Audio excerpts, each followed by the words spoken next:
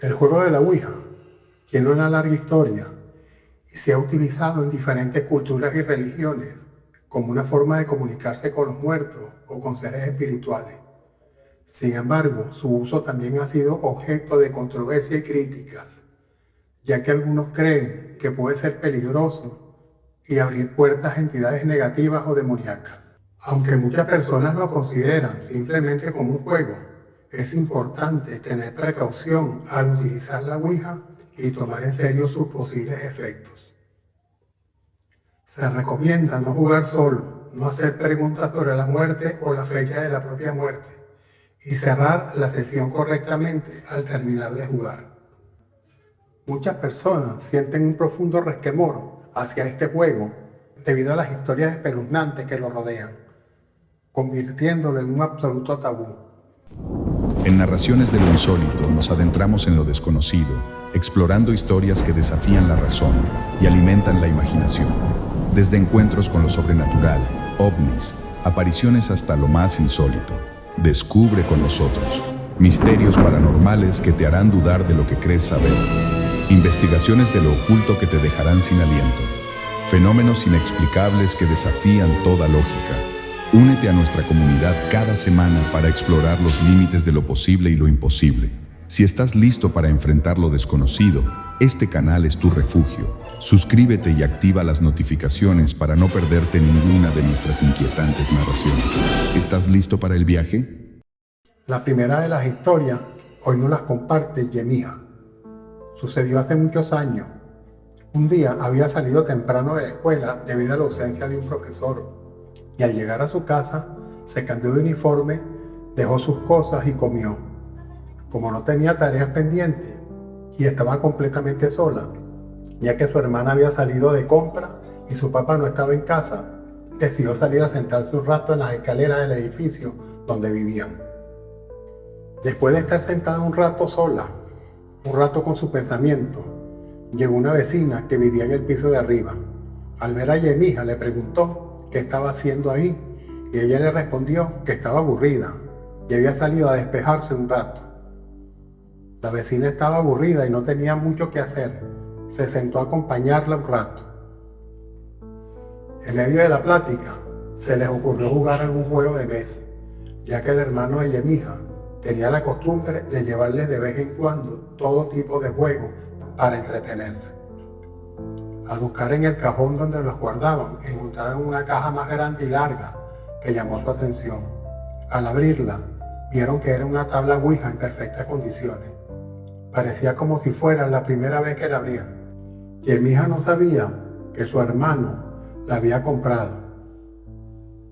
Pero en aquellos años, por los 80, era muy común encontrarlas en muchísimos lados, vendidas como un juego para la familia, en supermercados, centros comerciales o incluso en las papelerías. Al verla, las dos se miraron con cierta complicidad y supieron que ese sería el juego elegido para aquella noche.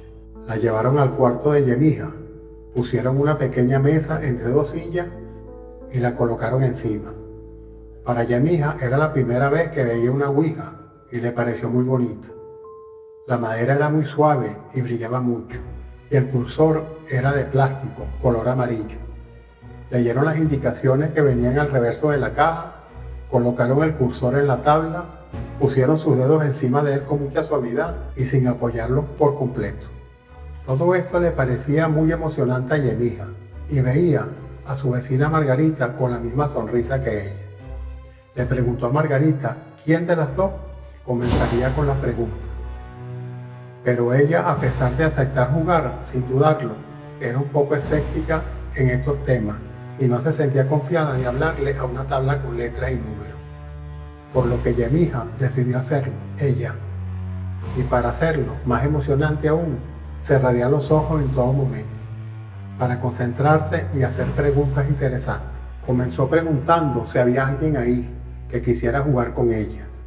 Y no pasó mucho tiempo cuando el cursor comenzó a moverse y se detuvo en la palabra sí. Margarita volvió a reírse y le dijo a Yemija que ella lo había movido, pero ella le aseguró que no, que estaba sosteniendo el cursor solo con la punta de los dedos y que la mirara mientras ella cerraba los ojos para que no tuviera dudas.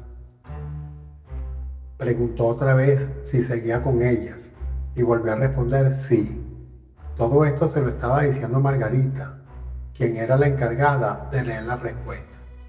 Preguntó quién era, quiénes hablaba, y Margarita leyó la respuesta. Se llamaba Susana y tenía 25 años cuando murió. Yemija se sintió intrigada y le preguntó cómo había muerto, a lo que Susana respondió que había sido por una fuerte enfermedad hace no muchos años atrás. La joven se perdió en la curiosidad y comenzó a hacer muchas preguntas, algunas sin importancia, pero siempre regresaba a la realidad cuando Margarita le preguntaba si era ella quien movía el cursor. En un momento Yemija preguntó algo que no recuerda y la respuesta de Susana fue: quiero vivir. La joven se sintió un poco inquieta y le preguntó de dónde era, pero la respuesta fue la misma. Preguntó otras dos cosas que no tenían relación y la respuesta siguió siendo: quiero vivir. Ante la insistencia de Susana, Yemija le preguntó cómo haría para vivir y la respuesta fue: quiero un cuerpo, un cuerpo. La joven se sintió aún más inquieta y fue entonces cuando sintieron cómo la mesa en la que estaban jugando comenzó a levantarse poco a poco del suelo. Margarita se levantó de golpe, arrojando todo al suelo, y Yemija abrió los ojos y salió junto con ella gritando de la habitación. En ese momento, la hermana de Yemija estaba llegando y las vio salir asustadas y gritando. La joven se sentía como si acabara de despertar de un profundo sueño y junto con Margarita le contaron todo lo que había sucedido. La vecina se veía aterrada, pálida y no dejaba de mirar a todos lados. Para intentar tranquilizarla, Yemija le dijo que tal vez ella había levantado la mesa con las piernas sin darse cuenta. Pero en el fondo sabía que eso no había sido así. Margarita se quedó un rato con ella, se tranquilizó y se fue. La hermana de Yemija las regañó por lo que habían hecho y recogieron todo. Los días pasaron y el tema se le fue olvidando poco a poco, hasta que una noche de julio, en que llovía fuerte, se quedaron sin luz en su colonia. Ya era tarde y no tuvieron otro remedio más que irse a dormir. Mientras arreglaban todo para irse a la cama, Yemija se quedó pensando en su rutina del día siguiente con los ojos cerrados. De repente, escuchó una voz femenina llamándola por su nombre. Pensó que era su hermana, pero al no escuchar más nada, decidió que tal vez lo había imaginado y volvió a intentar dormir. Pasaron unos pocos segundos cuando volvió a escuchar la voz diciendo su nombre. Se sentó en la cama y volteó hacia la puerta, pero estaba completamente cerrada.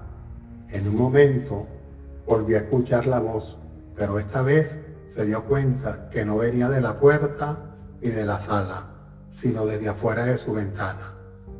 Sintió un miedo horrible por todo el cuerpo, pues vivía en un segundo piso y debajo de esa ventana solo había un patio que pertenecía a otro vecino. Era imposible que alguien estuviera parado ahí afuera. No se atrevió a asomarse y se tapó con las sábanas hasta la cabeza, tratando de dormir. Al día siguiente despertó y pensó que todo había sido una pesadilla, pero días después volvió a escuchar lo mismo. Ya no sabía si era que no podía sacarse de la cabeza esa voz o si era real, pero recordó que cuando terminaron de jugar con Margarita, no cerraron el vínculo como decían las instrucciones, y todo había sido por haber salido corriendo aquel día. Pero ella ya no quería saber más nada de la tabla y ni siquiera la tenían en casa. Nuestro segundo caso es acerca de Francisco Azorín. Es un químico que también se desempeña como docente, impartiendo clases a estudiantes. Desde hace 30 años ha investigado el tema de la Ouija, que no es un tema sencillo ni fácil de comprender. Aunque algunos lo consideran absurdo o fraudulento, hay quienes creen que la Ouija puede ayudarnos a conectar con el más allá, con aquello que está más allá de lo físico. En los años 80, Francisco Azorín realizó una sesión de Ouija con su entonces prometida Elvira. Durante la sesión, una entidad se comunicó con ellos y les dijo algo que los dejó sorprendidos. La entidad afirmó que Elvira no era realmente Elvira, sino Jenny. Al preguntar quién era Jenny, la entidad respondió que era María Eugenia. Al escuchar esto, Elvira se puso nerviosa y su rostro cambió de color. Resulta que Elvira era gemela y su hermana había sido bautizada como María Eugenia. Sin embargo, María Eugenia había fallecido cuando eran bebés y Elvira había tomado su lugar. La posibilidad de que la gemela fallecida hubiera sido olvidada y que María Eugenia estuviera viva era algo que inquietaba a Elvira. Francisco Azorín le dijo a Elvira que no se preocupara, ya que en las sesiones de Ouija a veces aparecen entidades burlonas que pueden decir cosas sin sentido. Sin embargo, Elvira seguía preocupada y decidió hablar con su madre al respecto. Su madre le dijo que no tenía por qué preocuparse, ya que estaba segura de que la gemela que había sobrevivido era ella y que la que había fallecido era su hermana gemela María Eugenia. Pasaron los años y cuando Francisco y Elvira fueron a casarse, solicitaron sus respectivas partidas de nacimiento. Cuando Elvira recibió la suya, procedente de un pueblo de Cuenca, se levantó una sorpresa. La única persona viva que aparecía en la partida era María Eugenia. Francisco Azorín ha continuado investigando el tema de la Ouija, tratando de comprender su fenomenología y los posibles riesgos que conllevan su uso. El 25 de noviembre del año 2007 ocurrió lo que pasó a la posteridad como el segundo peor caso inherente a una tabla Ouija que se conoce en España. 5 adolescentes se reunieron expresamente para jugar, lo que quiere decir que no hubo nada casual. No fue algo que les sucediese durante una reunión entre cerveza. Lo planificaron muy bien y por ende se prepararon para ello. Ya tenían ubicada una viejísima casa abandonada y alejada de todo para que nadie los interrumpiera. El líder del grupo, ese que tenía más experiencia jugando a la Ouija, y por lo tanto el portavoz de la sesión, se aseguraba de que todas las medidas de seguridad hubieran sido tomadas. Les advirtió: no levanten las manos del oráculo hasta que un espíritu esté de acuerdo en marcharse. No crucen las piernas, no tengan objetos religiosos cerca. Y finalmente, tras haber realizado una invocación poderosa y dar por iniciada la sesión, una pregunta de cortesía al espíritu invocado, que según supervivientes dijo así: la presencia de alguno de nosotros te molesta, dinos quién es y se marchará. El oráculo paseó por el tablero e indicó el nombre de 3 jóvenes presentes, a quienes se les ordenó marcharse. Quedando solamente 2 personas en el juego, a los 3 chicos no les quedó más remedio que reunirse afuera y esperar. Pero mientras los 3 conversaban y caminaban con la brisa nocturna alborotándole el cabello, sintieron un estruendo horroroso a sus espaldas. Al voltearse de golpe, presenciaron la tragedia. La vieja casa se había derrumbado sobre sus 2 amigos, aplastándolos adentro. Nuestro siguiente caso.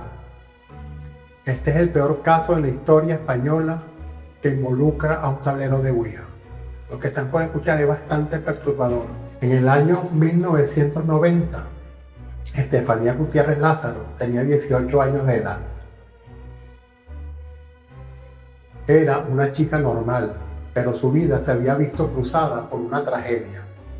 Tuvo un novio que se murió en un accidente de motocicleta. A la chica se le ocurrió contactar con el joven difunto meses después de su muerte, utilizando una Ouija. Pero no se le ocurrió mejor idea que hacerlo con la ayuda de una de sus amigas en un aula de clase vacía en su escuela. Una profesora la sorprendió y la regañó muy severamente, interrumpiendo la sesión de golpe e impidiendo que ésta terminara apropiadamente. Lo que ocurriría a partir de aquí sería una pesadilla. Estefanía comenzó a tener problemas de salud que rápidamente degeneraron en convulsiones e insomnio. La chica reportó que cuando apagaba la luz de su cuarto veía sombras extrañas Algunas la observaban desde el closet. Dijo haber tenido miedo de bajar de la cama, porque sentía que algo debajo de esta la estaba esperando para agarrarla. Debido a que no podía dormir bien, su conducta se volvió sumamente rara y su salud lógicamente se degeneró. El diagnóstico de los doctores, tanto de la salud física como de la salud mental, eran variados, pero absolutamente ninguno de ellos en ningún centro de salud que hubieran visitado llegó al mismo diagnóstico. Lo que quiere decir que todos ellos especulaban. Esta situación duraría solo un año. La tragedia llegó en 1991, cuando Estefanía Gutiérrez Lázaro colapsó y murió a causa de muerte desconocida. Es terrible decir, pero el horror para la familia apenas comenzaba. Días después de la muerte de Estefanía, sus hermanos reportaron haber visto una sombra horrible que podía mirarse perfectamente con la luz y que reptaba por el suelo en las esquinas del cuarto y se hacía más grande, como si estuviera intentando entrar a la habitación. También decían escuchar sonidos extraños a toda hora de la noche. Pero lo peor de lejos es que una mañana, una de las fotos de Estefanía, que la familia mantenía en la repisa para recordarla con amor, ardió dentro de su marco. La familia decidió mudarse de la casa. El caso de la calle Cañitas en México fue de lejos el más atroz, agresivo y mortífero en historia concerniente a un tablero de Ouija. Todo comenzó una noche del año 1982, cuando desde la calle Cañitas 51, el señor Carlos Trejo, miembro de una familia numerosa, con 3 hermanos, llamó telefónicamente a la iglesia. El teléfono pasó de mano en mano, hasta que finalmente se comunicó con el párroco del área. Tras hablar, aseguró aterrorizado que estaban sucediendo una serie de fenómenos en su casa. Le explicó que había varios amigos ahí y que entre bebida y bebida se les había ocurrido jugar a la Ouija e invocar juntos. A partir de ese punto estaban sucediendo cosas muy raras que perturbaron muchísimo a los jóvenes, y le rogaba al sacerdote apersonarse ahí inmediatamente. El párroco no le dio demasiada importancia, solo atinó a decirle que dejaran una Biblia en la puerta de la casa como símbolo. El consejo fue totalmente inútil. No se sabe si solo creía que la gente que lo llamaba estaban haciéndolo por nada, pero él sería la primera víctima de este extraño suceso. Al día siguiente, el sacerdote tropezó con la mala suerte de que su caída fue tan severa que se rompió el cuello y murió al instante. Al mismo tiempo, algo muy fuerte se había desatado en Cañitas 51. La casa fue objeto de todo tipo de sucesos. Había momentos en que la temperatura adentro era helada. Las cosas ya no aparecían en su sitio. Había objetos colocados en posición extrañísima. Se oían ruidos muy fuertes, solo para constatar que al correr rastreando el sonido descubrieran una cama que había sido movida, no centímetros, sino metros de donde estaba, y así todo el día aterrando y desgastando a sus habitantes. Norma, la hermana de los Trejo, dijo que la peor noche fue cuando despertó para ir al baño. Dejar las luces del pasillo de la casa encendidas ayudó poco. Se aproximaba al baño, cuya puerta estaba abierta. Adentro había oscuridad. La joven no cabía dentro de sí misma del pavor, cuando un espectro de rasgos muy poco visibles, pero netamente sólido, salió corriendo de la oscuridad con intención de atraparla. Recuerda que aquella cosa tenía manos muy mórbidas y grandes uñas. Todos se despertaron en la casa y no pudieron dormir más.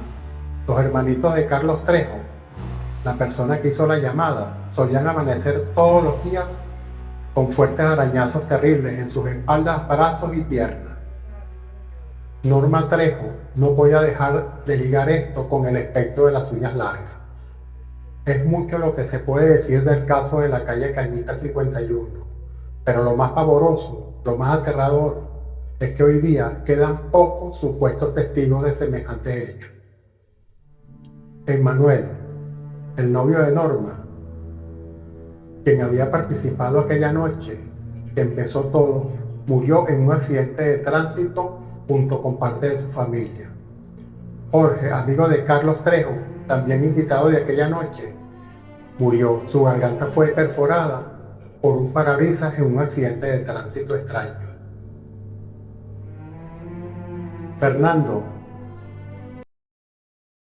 amigo de los hermanos, murió con una bala perdida en un bar. Sofía, la novia de Carlos Trejo, murió también de un tumor cerebral. En total, se relacionan 14 muertes al caso de la calle Cañita 51. Si el video te gustó, dale pulgar arriba y compártelo con tus amigos. Esto me ayuda muchísimo a seguir realizando este contenido.